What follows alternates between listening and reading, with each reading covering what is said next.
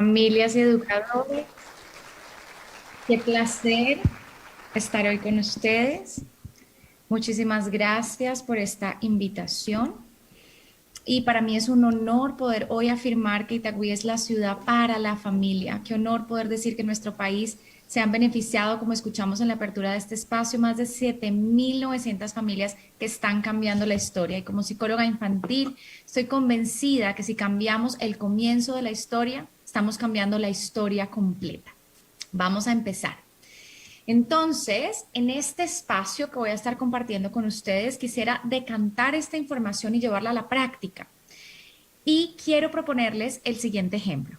Quiero que se imaginen qué hubiese pasado si al despertar esta mañana, antes de llegar a este espacio, los que nos están acompañando de forma presencial y aún los que están en casa, de repente hubiesen prendido la radio, hubieran prendido la televisión y hubieran visto la noticia del día donde nos estaban reportando que se ha descubierto una variante del COVID y que esta variante del coronavirus solamente contagia a los niños y a las niñas.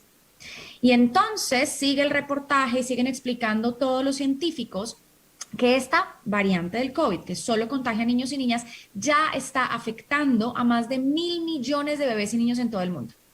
Y que por este nuevo virus, quiero que piensen entonces que nos están diciendo que los niños están expuestos por el resto de su vida a un mayor riesgo de enfermedades mentales, a mayor riesgo de trastornos de ansiedad, de adicciones, de retrasos en el desarrollo cognitivo, de enfermedades crónicas como cardiopatías, diabetes, cáncer. ¿Quiénes de ustedes, acá, familias, educadores que nos escuchan, harían lo que fuera por vacunar a sus chiquitos contra este virus? Yo estoy segura que ustedes me dirían, Manuela, es la peor enfermedad del mundo, yo haría lo que fuera para erradicar ese virus y que mi hijo nunca se contagiara. Bueno, resulta que les traigo esta analogía porque hoy estamos aquí reunidos pretendiendo combatir ese virus. No, no es una variante del COVID, pero es un virus que sí existe dentro de los hogares de nuestras familias colombianas y de nuestras familias en el mundo. Y es la violencia contra los niños y las niñas. Quiero compartirles que, según un informe emitido por la Organización Panamericana de la Salud, se calcula que efectivamente más de 1.000 millones de niñas y niños en todo el mundo, es decir, más de la mitad de la población infantil que entendemos entre los 2 y los 17 años, están sufriendo violencia emocional, violencia física, violencia sexual en este periodo crítico de su desarrollo.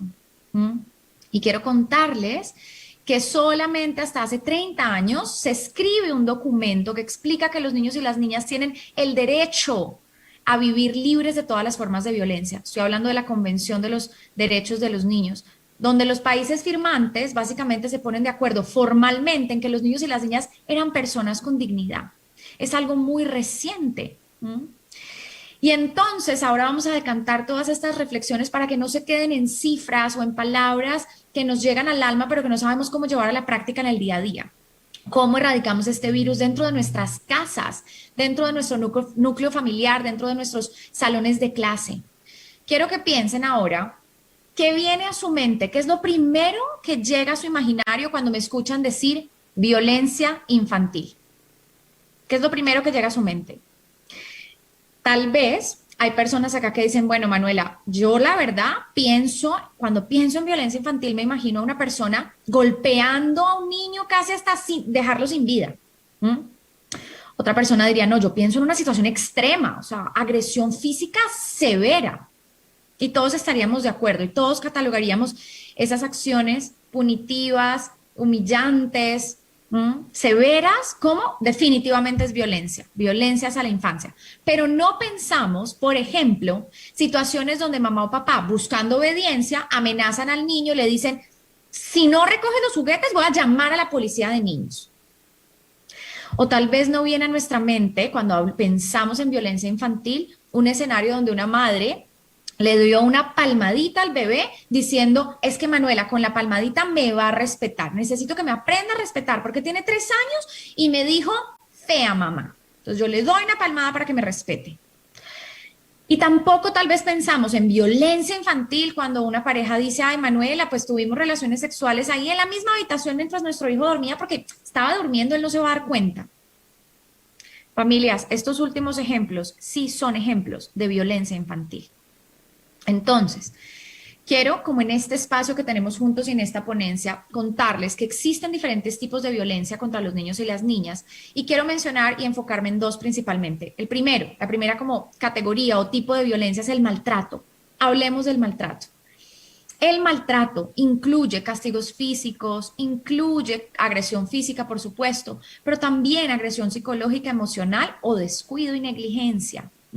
Y quiero particularmente que hablemos del castigo físico, porque de nuevo, cuando pensamos en violencia infantil y pensamos una persona que está agrediendo severamente a un niño, todos estamos de acuerdo. Pero cuando ya llegamos a nuestras casas y en la cotidianidad vemos situaciones donde a los niños les cuesta cooperar o les cuesta seguir instrucciones o les cuesta llevar a cabo una tarea específica, ahí entonces justificamos el pellizco, justificamos la palmada, justificamos la pela, justificamos el correazo o el grito o la amenaza, de nuevo con frases como viene la policía de niños, te separan de mamá, papá o te quedas solo.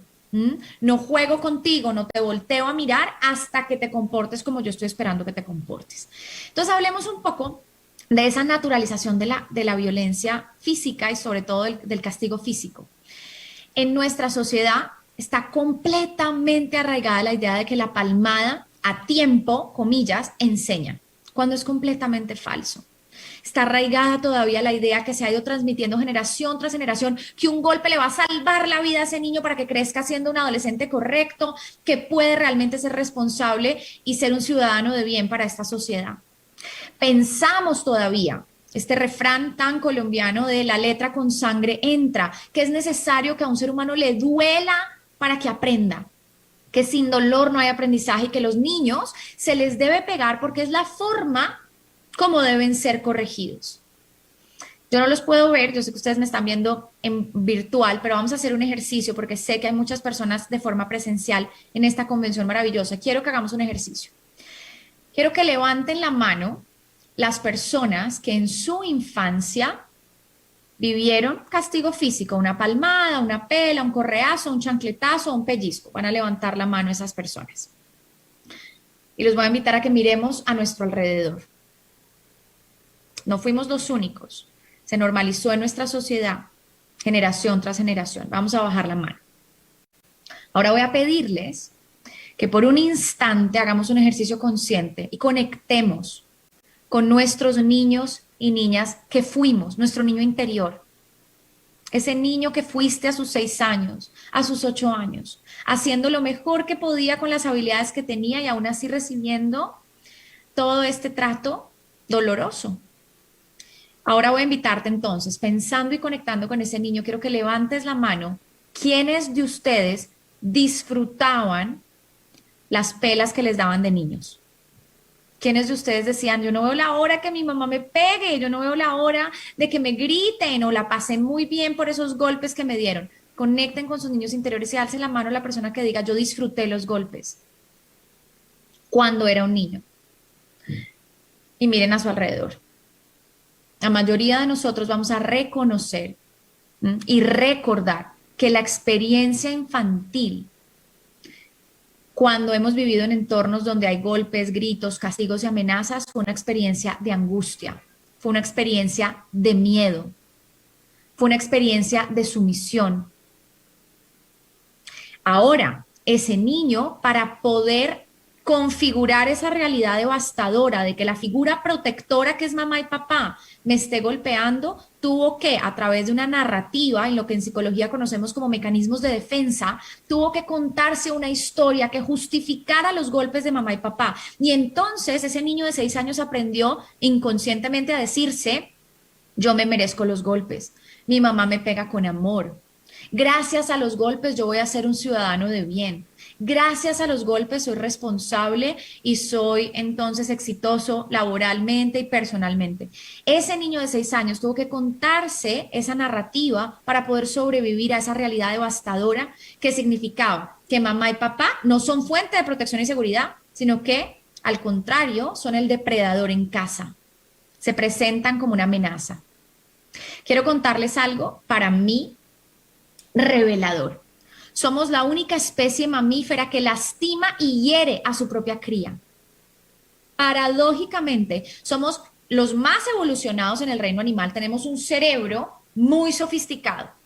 Y tenemos un cerebro muy sofisticado porque resulta que este cerebro desarrolló, a diferencia de los otros animales, lóbulos prefrontales, esta zona del cerebro que está detrás de nuestra frente que nos permite el pensamiento sofisticado y lógico.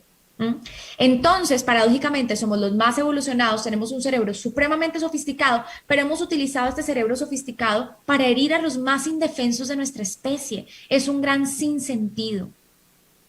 Quiero invitarlos hoy a que salgamos del mito de que los niños necesitan ser golpeados o intimidados para aprender. Las pelas, los pellizcos, las palmadas no educan, duelen y dañan. Porque cuando tú le das un correazo a ese niño porque perdiste el control, porque todavía estás sanando y entendiendo cómo empezar a disciplinar sin golpes, tú le das un correazo a ese niño y la herida sana. La marca de la correa se borra. Si hubo sangre, la sangre se va a secar. El dolor al niño le va a pasar. Pero la herida siempre es más profunda porque deja una cicatriz que no sana espontáneamente con el tiempo. ¿Cuál es esa herida, Manuela? Es la herida de un cuerpo vulnerado, de un cuerpo ultrajado, de un cuerpo silenciado. La herida de un cuidador que toma mi cuerpo, lo vulnera y me genera dolor. Quiero que te imagines hoy, ¿qué pasaría si tu pareja, si tu jefe, si tu vecino, de repente toma tu cuerpo y te agrede? ¿Qué pasaría contigo? ¿Cómo te sentirías en relación con esa persona? ¿Podrías confiar en esa persona? ¿Te sentirías seguro ante su presencia? ¿O dirías, bueno, yo me merecía el golpe de mi jefe porque como no entregué el informe a tiempo, Manuela, yo me merecía el puño de mi pareja porque es que se me quemó el arroz? Todos diríamos, por supuesto que no, es violencia doméstica. Por supuesto que no, es una forma de maltrato severa que toda la sociedad definitivamente reconoce como un abuso. Pero ¿qué nos pasa con los niños? ¿Por qué nos cuesta entender que a ese chiquito indefenso pequeño, completamente dependiente de su figura primaria de mamá y papá, no le duele menos, le duele más? Piensen que hacemos cosas a los niños que jamás haríamos a cualquier adulto a nuestro alrededor. El castigo físico, esa pela, ese pellizco, ese grito, esa palmada, es precursor de depresión, de ansiedad, de adicciones, en general, de enfermedades mentales en niños, niñas y jóvenes. Entonces, de repente muchas personas van a decir, bueno, pero a mí me pegaron y no estoy traumatizado y yo agradezco los golpes que me dieron y lo voy a seguir haciendo porque es la única manera que conozco para disciplinar a mis niños. Y les voy a contar, efectivamente, somos una generación herida y traumatizada. ¿Cómo lo sé? Manuela, ¿por qué lo dices? ¿Cómo lo sabes? Porque ningún adulto sano defendería el castigo físico. Y ahora viene el gran dilema. Listo, Manuela.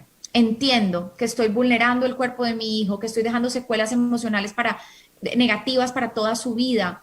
Entiendo que ese chiquito no merece un golpe e intimidación, que es indefenso, depende de mí, necesita mi acompañamiento amoroso, que ningún ser humano merece ser golpeado, mucho menos los niños. Pero es que no sé cómo disciplinarlo, si no lo golpeo, si no lo amenazo, si no le doy una palmada, ¿cómo pongo límites? Entonces, cuando yo digo 0 golpes, muchos de ustedes me están escuchando, están entendiendo, 0 disciplina. Cuando yo digo 0 maltrato, muchos de ustedes están diciendo, entonces 0 normas. Cuando yo digo 0 abuso, ustedes entienden 0 consecuencias. Pero como dice Mar Romera, que vamos a tener el privilegio de escucharla mañana en el cierre de la convención, entre lo que yo digo y tú escuchas, entre lo que yo digo y tú entiendes, está ese proceso de escucha. Y por eso te invito a que escuchemos esto atentamente. La crianza libre de golpes, libre de amenazas y castigos es una crianza que sí disciplina, que sí pone límites, límites con claridad, normas y consecuencias. Es una crianza que está libre de golpes, pero no quiere decir que entonces el adulto queda sumiso a la voluntad del niño, donde el niño hace lo que le entra en gana, todo lo contrario. Son niños que cuando crecen en una crianza que usa la palabra como recurso de paz, que explica la norma, que acompaña con modelamiento y le muestra al niño lo que espero que hagas, el comportamiento que espero que hagas, con mucha paciencia y repetición. Una crianza que por tanto no humilla y que no maltrata. Los niños aprenden habilidades sociales y aprenden a respetar profundamente a sus padres, pero ¿saben por qué? Porque los respetan por amor, no por miedo. Y aprenden a ser responsables, honestos, sobre todo respetuosos, y aprenden a ser tan respetuosos que aprenden a no dejarse violentar, ni a violentar a otros, ni siquiera a sus propios hijos cuando sean mayores. Entonces, en una crianza respetuosa estamos buscando cultivar habilidades para toda la vida y toda la energía de la crianza respetuosa se enfoca en enseñar en lugar de violentar. Manuela, enseñar cómo o enseñarle qué habilidades que le hacen falta. Vamos a poner un ejemplo para decantar esto a la realidad. Quiero que te imagines que hay un padre con un niño de 4 años y ese padre está muy emocionado porque por primera vez le va a enseñar a su hijo a jugar fútbol. Tiene apenas 4 añitos, nunca ha pateado un balón y de repente se van a una cancha de fútbol con el arco y el padre le empieza a enseñar a su hijo qué es lo que tiene que hacer para hacer gol. Entonces de repente le pone el balón, le muestra, le dice, vas a patear el balón así. Y le muestra cómo patear el balón y le dice, así vas a hacer gol. Le pone el balón a su hijo de 4 años y adivinen qué pasa. El niño de 4 años intenta patear el balón, no le pega la pelota. ¿Qué creen que haría ese padre en ese momento? ¿Creen que ese padre en ese momento, en ese escenario, le diría al niño, ¡Culi cagado! ¿Cómo es posible que no le pegues al balón? O sea, de verdad no entiendo. A ver, te doy una palmada para que aprendas. ¿O será que ese papá le diría, ay, no, te mando a tiempo fuera, mira, te vas a la esquina a mirar a la pared y no te vuelvo a invitar a jugar fútbol hasta que aprendas a patear el balón? ¿O será que ese padre le diría, ay, mira, patea el balón, hijo, por favor, si pateas el balón, te voy a dar una caja de chocolates cuando lleguemos a la casa? ¿Tiene sentido esto? Analicen. Allí todos los que están aquí escuchando, analicen, ¿tiene sentido? Estoy segura que me dirían, no, Manuela, por supuesto que no tiene sentido. O sea, que ese padre castigue, que ese padre mande a tiempo fuera, que ese padre premie al niño, no le ayuda al niño a aprender ninguna habilidad. ¿Qué necesita ese niño para aprender a patear la pelota? Piensa en un instante. Necesita repetición y modelamiento. Que ese padre le diga, ¡ah, lo intentaste, pateaste el balón, pero no alcanzaste a pegar a la pelota! Mira, te voy a mostrar. Vas a pararte así, vas a poner el cuerpo así, vuélvelo a intentar y mira, mira mi pierna, pégale así. Vuelvo y repito el comportamiento esperado que quiero ver en el niño. Y sigo practicando. Y ahí entonces nuestro cerebro racional adulto nos juega una muy mala pasada, porque ahí pensamos, bueno, Manuela, pero es que yo sí le digo a mi hijo por las buenas, entre comillas, ¿no? Como le doy la instrucción. Entonces, hijo, es hora de recoger los carritos, vas a echar los carritos en la canasta y le muestro cómo hacerlo. Pero se lo digo una vez y no me hace caso. O de repente establezco un límite. Tengo un niño de, no sé, 3 años y de repente le explico que sus crayolas las puede usar en el papel, no en la pared. Y le repito la norma, se la explico amorosamente, le digo qué es lo que tiene que hacer, pinta aquí en la hoja de papel, no en la pared. 5 minutos después, adivinen dónde está pintando el niño de 3 años. En la pared. Y ahí es donde les digo que nos juega una muy mala mente, una mala pasada a la mente y nos dice, ah, es que estos niños no entienden por las buenas, es que yo ya le dije una vez, ya no sé qué hacer, es que solo la palmada me funciona, porque buscamos resultados inmediatos. A veces pensamos que solamente la palmada funciona porque queremos que el niño, como un robot, haga caso de inmediatamente y aprenda la norma en el primer instante, cuando por la maduración del cerebro necesita repetición, necesita constancia. Si se le olvidó que era en la hoja de papel y está rayando otra vez la crayola, ¿qué hago? ¿Lo dejo rayar la pared en nombre de la crianza respetuosa? No. En nombre de la crianza respetuosa pongo límites de forma asertiva y amorosa. Me voy al nivel del niño, me agacho, lo miro a los ojos y le digo, ¿se te olvidó? Recuerda, para pintar con las crayolas vas a pintar aquí en el papel.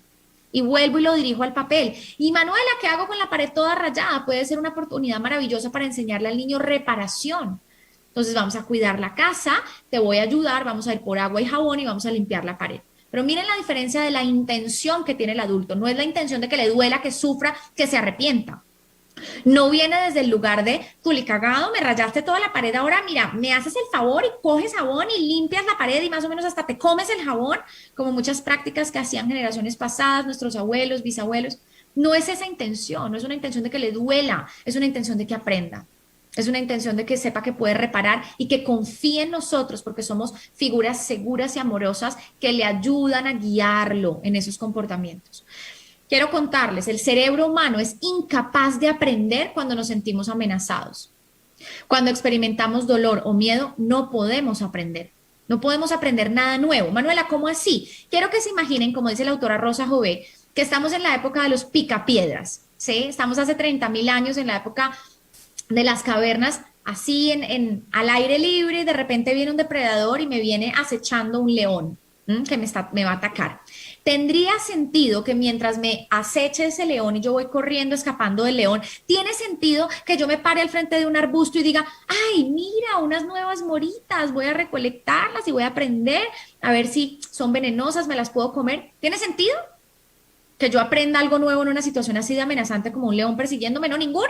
Cuando el león me está persiguiendo, yo tengo que correr lo más rápido que pueda y me olvido de aprender. No me importa si hay moritas nuevas para recolectar o si me encuentro unos palos para poder construir. No importa, yo tengo que huir.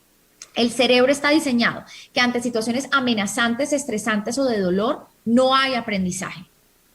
Entonces, cuando le das una palmadita a tu bebé o cuando simplemente lo amenazas y le muestras la correa o le aprietas los dientes y haces esto, el sistema límbico de tu hijo te percibe como ese depredador y se activa ese circuito de defensa que lo lleva a paralizarse. Por eso ustedes ven que parece que funcionara el castigo o la amenaza, porque el niño de repente suelta la crayola y te mira con pánico, tiene miedo, no está aprendiendo nada.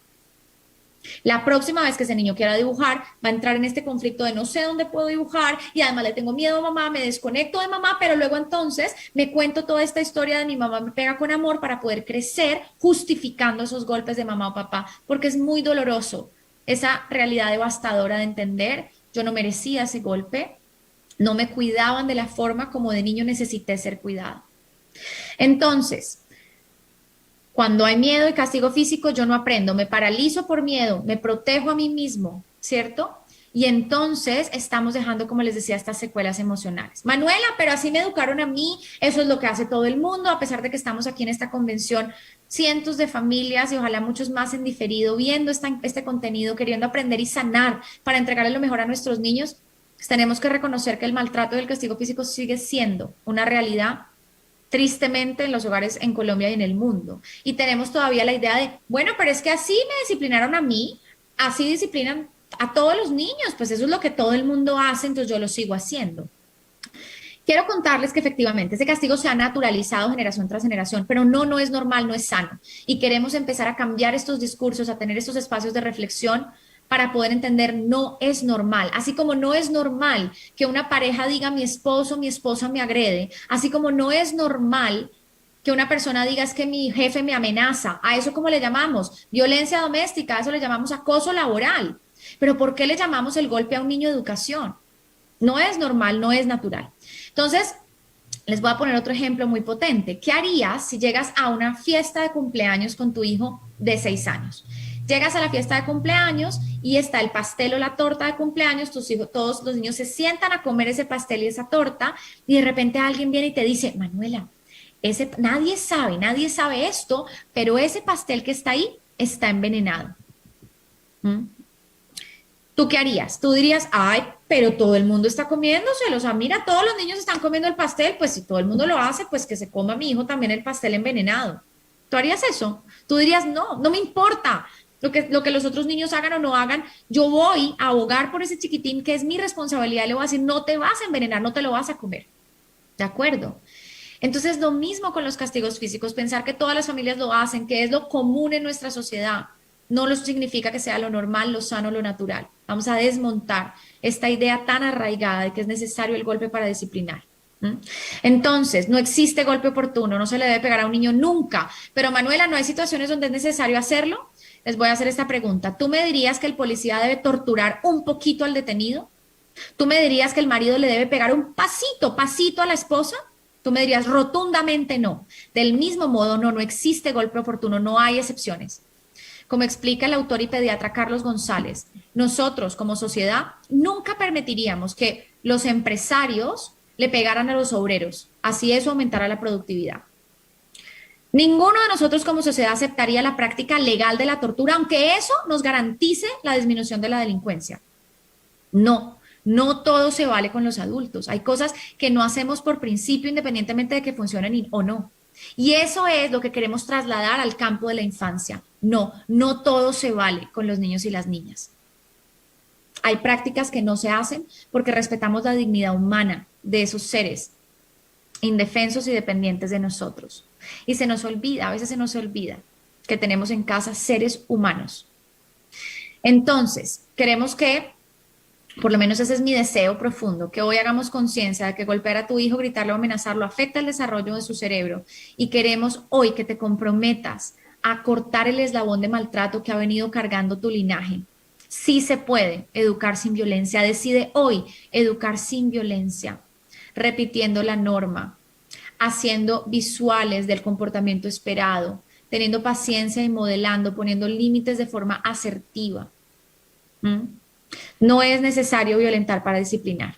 La disciplina se enfoca en enseñar y ayudarle al niño a comprender la norma a través de palabras y modelamiento, como si le estuvieses enseñando a montar bicicleta, como si le estuvieses enseñando a patear ese balón para hacer gol. Ahora, por otro lado, en el tiempo que nos queda, quiero contarles del segundo tipo de violencia infantil que quería traer en este espacio y en esta ponencia. Y aquí quiero hablar de violencia sexual. Save the Children presentó en mayo del 2012 un informe muy importante llamado Más allá de los golpes y definió que hay 3 modos fundamentales en los que se manifiesta la violencia sexual contra niños y niñas. Está el abuso sexual infantil con o sin contacto físico. Están imágenes de abuso sexual y está la explotación sexual infantil o la trata, la utilización, esa tercera, de niños con fines de explotación sexual comercial específicamente. Y es algo devastador lo que les voy a decir en este momento. En todo el mundo, uno o una, porque la prevalencia es en mujeres, 1 de cada 5 mujeres y 1 de cada 10 hombres afirma haber sufrido abuso sexual en la infancia. El abuso sexual infantil, ¿sí?, que se define como esta imposición a un menor, a un niño o una niña de comportamientos sexuales, y sucede cuando la persona toca, hace tocar, mira, penetra cualquier parte del cuerpo de la niña para sentir placer o obtener esta gratificación sexual. O también hablamos de fotos explícitamente sexuales, o los hacen ver pornografía, o los obligan a presenciar relaciones sexuales y demás. Son comportamientos entonces impuestos por una persona de mayor poder. Y utilizan engaño, fuerza, mentira o manipulación para lograrlo. Todos los que estamos acá sentados tenemos ese deseo y convicción de ser entes protectores. Queremos garantizar que ningún niño a nuestro cargo, ni ningún niño en el mundo tenga que vivir una situación como esa. Y para los que me están escuchando y lo vivieron de niños, sé también que toca una fibra sensible y que hubieran querido que hubiese habido un adulto protector a quien le hubieran podido contar o quien les hubiera ayudado a poner límites para prevenir eso que les pasó, que no fue su culpa.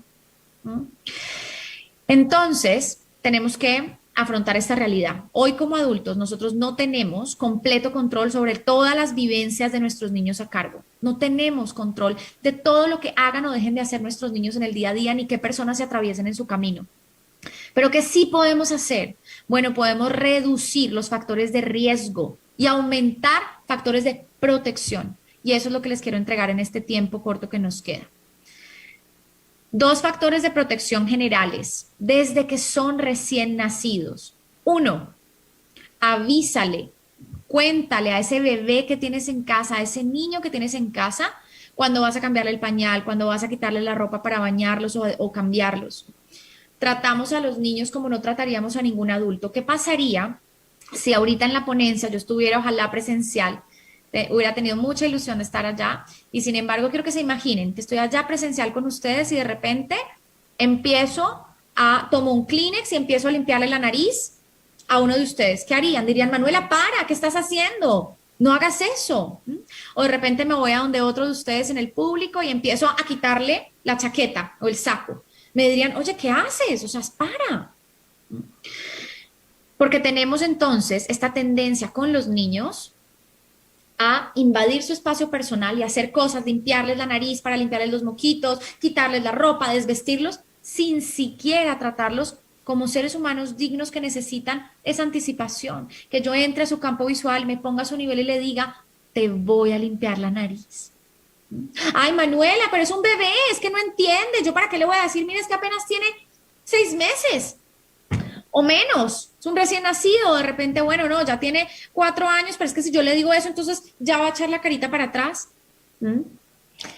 Y entonces se nos olvida que ese ser humano necesita esa anticipación, esa dignidad frente a su cuerpo y que aprenda desde muy temprano, también desde toda esta filosofía Pickler que estoy también aprendiendo y actualizándome como psicóloga, porque esto es algo que no nos enseñan a los psicólogos ni a los pediatras necesariamente en nuestras formaciones. Es una revolución también en el campo científico y en el campo académico. ¿No? Y nuestra necesidad para los que son profesionales de actualizarnos. Entonces les decía, cuando yo narro, anticipo, le explico, le digo lo que voy a hacer sin hacerlo sin su consentimiento, sin su mirada amorosa, y tal vez el niño diga no quiero, y yo le ayudo, lo acompaño y valido y le limpio la nariz porque sé que es importante hacer esos, ¿saben? Prácticas de autocuidado. El punto es entonces que cuando haces eso, te paras enfrente, entras a su campo visual, le explicas lo que vas a hacer paso a paso, en lugar de tomarlo con afán o a la fuerza, le estás permitiendo a ese niño entender, este cuerpo me pertenece, es mío, nadie puede desvestirme o tocarme usando fuerza, intimidación, poder. El cuerpo es mío, me pertenece. Y un segundo factor de protección importantísimo es desde muy temprano enseñar a los niños a reconocer todas las partes de su cuerpo, incluidos los genitales. Es muy importante llamar a los genitales por su nombre con toda la naturalidad, pene y vulva. Como cualquier otra parte del cuerpo, necesitamos llamar esos genitales por su nombre, porque resulta que esto angustia a los padres. Manuela, pero está bien decirle a los genitales así por su nombre. Son una parte del cuerpo como cualquier otra. No necesitamos usar eufemismos. Muchos de nosotros crecimos con la idea de la cucaracha, la florecita, el pajarito, el pitico. Y eso solo genera confusión y ante un abuso, los niños no logran comunicar claramente y directamente lo que está pasando. Pene y vulva, para que ese niño vaya aprendiendo, mi cuerpo es mío, me pertenece, merezco ser tratado con respeto, mis genitales son míos, los llamo por su nombre con naturalidad y puedo comunicarme con confianza con estos cuidadores primarios que reconozco como figuras protectoras. ¿Mm? Entonces, ahora, para ir cerrando, quiero contarles que la crianza respetuosa, esto que estamos haciendo en un esfuerzo continuo por aprender desde los buenos tratos a disciplinar y acompañar a nuestros niños, es uno de los factores protectores más poderosos contra el abuso sexual infantil. Tú me vas a decir, Manuela, ¿qué tiene que ver criar respetuosamente con un factor protector ante violencias sexuales? Bueno, resulta que en los casos de abuso sexual, a diferencia, por ejemplo, de una violación, normalmente no hay violencia física, pero sí hay mucha violencia emocional. ¿A qué me refiero con esto? El abusador lo que hace es emplear secretos, engaño, amenazas y soborno. Y bueno, manipulación sobre todo. Entonces, quiero que atentamente escuches 3 frases que te voy a decir que diría un abusador, ¿ok? 3 frases que diría un abusador. Y luego quiero que escuches 3 frases que diría una madre o un padre desde la crianza tradicional, basada en golpes, gritos, amenazas y castigos. Y quiero que atentamente hagan un paralelo. ¿Listos? Entonces vamos a escuchar 3 frases que diría un abusador. Voy a poner un ejemplo, un nombre cualquiera de un niño. Pedro, este es un juego entre tú y yo. No le vayas a contar a tu mamá que te va a regañar. Bueno. La segunda frase que diría un abusador.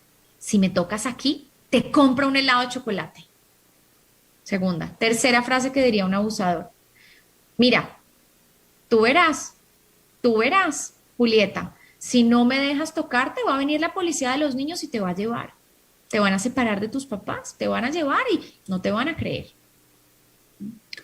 Ahora, hagamos este paralelo. Doloroso, fuerte, yo sé que es una reflexión difícil, pero necesaria. Vamos a hacer el paralelo.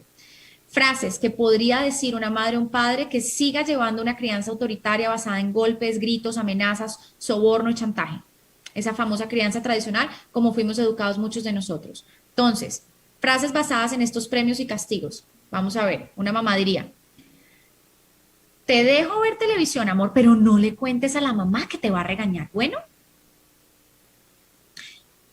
Mira mi corazón, si le das un abrazo a la abuelita, te voy a comprar un helado de chocolate cuando salgamos de aquí. Ay, si no me das la mano para cruzar la calle, mira, viene la policía de niños y te lleva. Te llevan, te separan de mí y entonces, ¿qué vas a hacer? A ver, dame la mano. ¿Encuentran alguna similitud?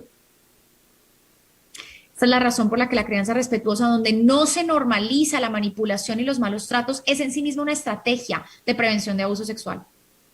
Quiero dejarte en estos 10 minutos 6 recomendaciones desde crianza respetuosa que son factores protectores ante posibles abusadores. 1. Nunca obligues a un niño a besar, abrazar o acariciar a nadie, ni siquiera por cortesía. Evita frases como de, mira, la abuelita se puso triste porque no la abrazaste.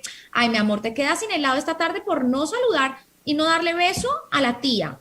Si no saludas, no te dejo ver televisión esta noche. A ver, abraza al primo, abrázalo. Ese niño debe reconocerse dueño de su cuerpo, saber que no es su tarea complacer a otros en contra de su voluntad. Voy a repetir esto, es muy importante.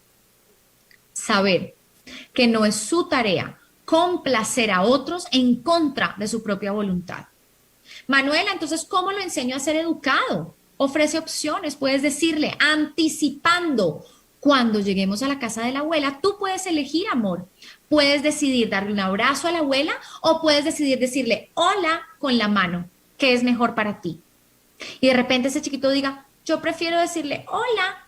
Bueno, vas a decirle hola, lo lograste, la saludaste. Dale opciones de qué puede hacer para entonces saludar sin doblegar su voluntad y forzarlo a tener interacciones de contacto físico o contacto afectivo que no desea, que se siente incómodo. 2, elimina el chantaje con regalos o premios. Está muy instaurado en nuestro chip sobornar a niños y decirles, si haces X, te doy Y, ¿no? Si recoges los juguetes, te dejo una hora en el iPad o en el ver televisión. Si, no sé, te comes toda la comida, entonces te dejo o te regalo o te doy postre, o te dejo ir al parque. Todo el tiempo condicionamos el comportamiento y es soborno, familias. Manuela, pero entonces de nuevo, ¿cómo hago que obedezca? De nuevo, también desde esta mirada respetuosa, no se trata de doblegar la voluntad del niño para forzarlo a obedecer, se trata de acompañar al niño desde sus necesidades reales. Si un niño no quiere comer más sopa, permítele escuchar su cuerpo y decir, estoy lleno, estoy satisfecho. Y ahí evita entonces rellenar con mecato, yogures o simplemente postres o dulce o calorías libres que no le aportan ningún nutriente. Si ese niño entonces le está costando recoger los juguetes, pon una canción para que recojamos los juguetes mientras estamos cantando, modela con el ejemplo, ponle visuales, ayúdalo a llegar a ese momento de cooperación, pero no lo sobornes entonces ofreciendo estos premios o estos básicamente estímulos externos. Tercero, respeta a tu hijo. Esta también es una difícil que se nos olvida en la interacción con los niños y de verdad que lo hacemos con mucho amor, pero esta tercera tiene que ver con respetar a tu hijo cuando te pone un límite frente a su propio cuerpo. ¿Cuántas veces yo estoy con este chiquito y le hago cosquillas y el niño llorando de la risa, tal vez, puede que se esté riendo a carcajadas, pero yo le hago cosquillas y el niño me dice, para mamá, y yo que le digo, no paro, no paro. O de repente les decimos, hasta que te hagas pipí de la risa, no voy a parar. Y el niño se para y yo no escucho y no paro. O cuántas veces, con mucho amor, obligamos al niño a que nos dé besitos a la fuerza y ese chiquito ya me muestra con su cuerpo, porque a veces son los niños preverbales que tal vez no tienen la capacidad de decir, no mamá, para, sino que de repente hacen, y se quieren quitar y yo qué hago, no, tú eres mío y yo te voy a dar todos los besos que quiera. Desde ahí, desde muy temprano, le estoy enseñando que sus límites no son valiosos, que no puede decir para cuando algo no le gusta. Vamos a cambiar esto y vamos a escuchar al niño, que cuando le hago cosquillas digo para, yo paro y le digo, dijiste para. Tú puedes decir para cuando algo en tu cuerpo no te gusta o no se sienta bien. Porque como aprende esta interacción con mamá, si luego llega un abusador, él dice para y ese abusador no para, el niño dice esto no es normal. Esto no está bien, voy a ir a comunicarlo y a expresarlo, porque con mi mamá ya naturalicé un trato respetuoso, donde mi voz se escucha, sobre todo con lo que tiene que ver con el cuerpo.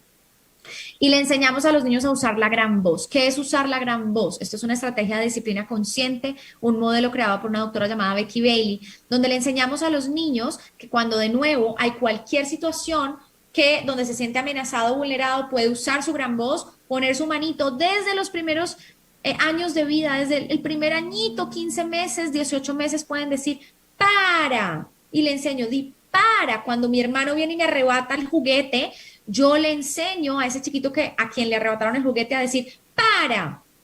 ¿Mm? O de repente, de nuevo, si me están haciendo cosquillas y ya no me gusta, puedo enseñarle a decir, para. Entonces, eso es enseñarle a usar su gran voz. Desde muy pequeños, en momentos de conflicto, puedes, si quieres, enseñarle a ese niño a poner límites cuando algo no le gusta, cuando un compañero de repente le jala el pelo, yo le voy a enseñar a ese niño a decir, para. Aquí está la semilla de puedo poner límites. Y entonces, cuarta estrategia, evita secretos. ¿Mm? Y sobre todo evita ocultar información del otro progenitor. Caemos muchísimo en esta dinámica de no le cuentes al papá que te digo mitas. Bueno, no le digas, mi amor. O lo que el ejemplo que les puse anteriormente. Vas a ver televisión, pero no le digas a la mamá que la mamá se enoja. Es nuestro secreto, mi amor. No digas nada. En la disciplina, familias, trabajamos como equipo. Si eres la abuela, la tía, si están divorciados compartiendo la custodia, no le pidas ocultar información del otro cuidador. A veces tenemos esa tendencia, Manuela, es que soy la tía y yo quiero que me quiera y yo quiero ser la favorita de mi sobrino, entonces de repente le digo, mi amor, yo te voy a dar unos chocolatitos, pero no le cuentes a los papás. Bueno, ¿qué le estás enseñando? ¿Qué estás naturalizando y normalizando en esa interacción entre adultos? Ocultamos información, ¿m? Existen secretos. Quieres enseñarle explícitamente además que entre ustedes, si tú eres figura protectora primaria, independientemente de tu rol con ese niño o niña que estás, con quien estás involucrado en tu vida, dile, no hay secretos, siempre me puedes contar cosas difíciles y vas a tener mi amor incondicional. Pero ojo, para que ese niño nos crea, para que yo le pueda decir a ese niño, cuéntame lo que tengas que contarme, que siempre vas a ser amado y vas a tener mi amor incondicional. Muchos niños piensan, si yo le cuento a mi mamá esto que está pasando en el jardín, si yo le cuento a mi mamá esto que está pasando con el vecino, si yo le cuento a mi mamá esto que está pasando con este familiar en casa, me va a dejar de amar o va a pensar que soy malo. Hay muchísima culpa, hay una sensación de yo también estoy haciendo algo malo y no sé cómo parar y no sé qué decir. Hay confusión, es que me aman porque y por eso hacen eso, pero se siente mal o se siente raro en mi cuerpo, ¿de acuerdo? Entonces, ojo, ¿cómo logramos entonces que estos niños realmente comprendan y sientan? Yo sí puedo contarle algo a mamá o a papá o a la abuela o a la tía, dependiendo de tu rol, y voy a ser amado incondicionalmente y me van a creer. Pues eso va a ser realmente el resultado de muchas interacciones donde el niño, cuando te cuenta, mamá, quebré, no sé, quebré el jarrón en la sala. ¿Cuál es tu reacción? Culi cagado, ¿cómo se te ocurre? Mira, te vas. Ya no te voy a jugar contigo toda la tarde. Te pego, te aíslo y te rotulo y te digo que eres el peor y que... ¿Esa es tu reacción? ¿O tu reacción es, me agacho a su nivel, respiro, digo, entiendo que quebraste el jarrón, obviamente puedo nombrar mi emoción, estoy molesta, eso me molesta, hijo, pero de una forma regulada, nombra tu emoción y entiendo que fue un accidente, porque ojo, tu amor incondicional no está en juego. Haga lo que haga o deje de hacer, quieres que tu hijo se sienta amado, siempre. Entonces, pregúntate hoy, ¿condicionas tu amor? Le dices a tus niños frases como, si no te portas bien, no te miro, si no te portas bien, no juego contigo. O es que yo no te quiero cuando eres así grosera. O cuando haces una pataleta, no quiero estar contigo. Le estás enseñando, mi amor está condicionado, entonces cuando la pasas mal, literalmente quiero que te aísles. ¿Qué le estás enseñando para cuando realmente tenga una situación muy difícil, ya no sea el jarrón de la sala que se quebró, sino hay una persona que está tocando mis genitales? ¿Qué semilla estás cultivando desde hoy?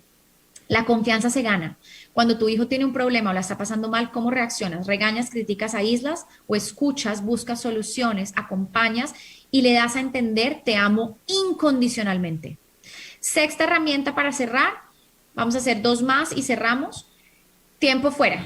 El tiempo fuera o el time out, aislar a un niño y mandarlo a un rincón cuando hay un mal comportamiento, sí es cierto que fue una herramienta que trajo la psicología desde la vertiente del conductismo, buscando alternativas para evitar el maltrato físico y demás. Sin embargo, cuando padres y maestros usan el tiempo fuera, ese niño quiebra el jarrón, yo lo mando al rincón a mirar a la pared para que se sienta mal y se sienta aislado. Lo que le estoy enseñando es cuando tengas un problema, cuando la pases mal, cuando algo se te dificulte, te debes aislar. Y eso que hace quebranta la confianza. Luego ustedes van a ser adultos que me dicen, Manuela, yo sé que a mi adolescente le pasa algo, pero ¿por qué no me cuenta? ¿Por qué se encierra en ese cuarto? Y cuando miramos hacia atrás te pregunto, bueno, pero ¿qué hiciste toda la primera infancia? Ah, pues se portaba mal y hacía pataleta y lo dejaba solo, y se portaba mal y lo mandaba al rincón. O le decía, te vas a tu cuarto, no te quiero ni ver. ¿Qué cultivaste? A veces somos muy complejos nosotros los adultos que buscamos cosechar lo que nunca sembramos. Entonces, si los niños viven a un abuso, es más probable que callen, que tengan miedo de contarle a sus cuidadores. Si nosotros respondemos a sus errores y malos momentos de forma desbordada, rotulamos, castigamos, o si los aislamos y los mandamos a tiempo fuera. El tiempo fuera o el time out no enseña ninguna habilidad, solo hace que los niños se sientan desconectados, rechazados y aislados. Y lo último para cerrar, como esta, de nuevo este paralelo que quería hacer hoy, y era la crianza respetuosa como factor de protección ante las violencias, en general violencia a la infancia, y ahorita hablando específicamente de violencias sexuales, es evitar amenazarlos para controlar el comportamiento. Les puse una frase como, si no me tomas la mano para cruzar la calle, viene la policía de niños y te lleva. O, mira, si no te montas al carro porque estamos aquí en el parque y tú no te quieres ir, te va a llevar el loco, ¿no? Cosas que nos decían a nosotros de niños. O, mira, como no haces caso y estás llorando en el centro comercial, mira, viene el guarda y te separa de mí y te lleva. Esa es una de las estrategias que usan los abusadores para quebrantar a los niños y doblegar entonces su voluntad.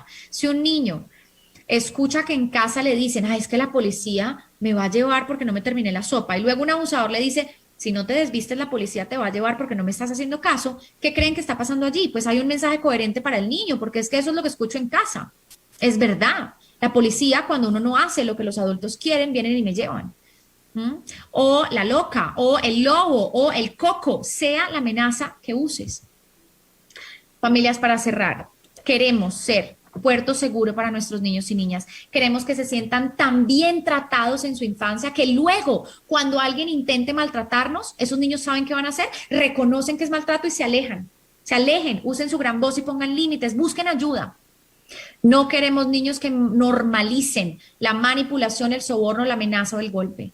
Está en nosotros regalarles una semilla que es realmente una armadura interna que los va a proteger el resto de la vida.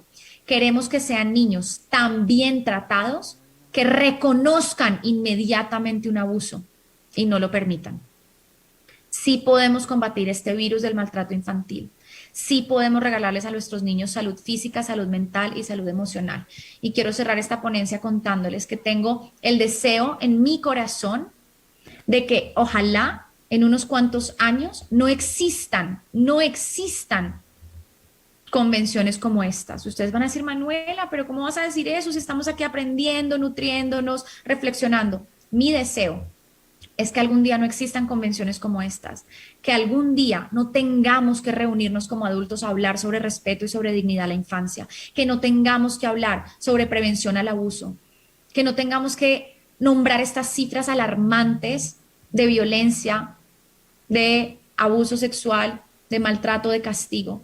Algún día, familias, estoy convencida de que estos espacios van a ser innecesarios porque nuestros niños van a ser tratados con profunda dignidad y profundo respeto y está en nuestras manos. Muchísimas gracias.